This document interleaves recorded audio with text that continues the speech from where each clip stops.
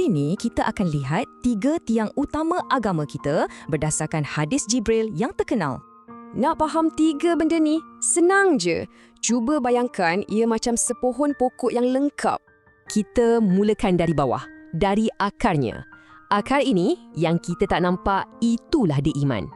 Jadi iman ni letaknya dalam hati, kepercayaan kita pada benda yang kita tak boleh nampak dengan mata. Asas kepercayaan ni ada 6 yang kita kenali sebagai rukun iman. Inilah paksi hidup kita. Macam akar pokok kan? Kalau akarnya kuat, pokoknya pun teguh, tak mudah tumbang. Okey, dari akar yang kuat tadi akan tumbuhlah batang pokok. Bahagian yang nampak inilah Islam. Islam ni pula merujuk pada perbuatan kita, amalan luaran yang kita buat dengan badan kita. Dan perbuatan utama ni ada 5. Inilah yang kita panggil sebagai rukun Islam dalam hidup seharian kita. Rukun-rukun ni macam tiang seri dalam hidup kita. Ia beri kita struktur dan ketenangan. Jadi, bila akar dah kuat dan batangnya sihat, apa hasilnya? Tentulah buah yang mewakili ihsan. Ihsan ni ialah tahap tertinggi.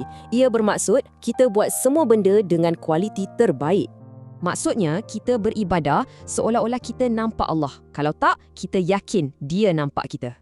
Maknanya, kita buat baik bukan sebab orang nampak. Kita solat dengan khusyuk, kita jujur sentiasa. Okey, sekarang jom kita gabungkan semua bahagian ni. Baru kita nampak gambaran penuh pokok iman kita.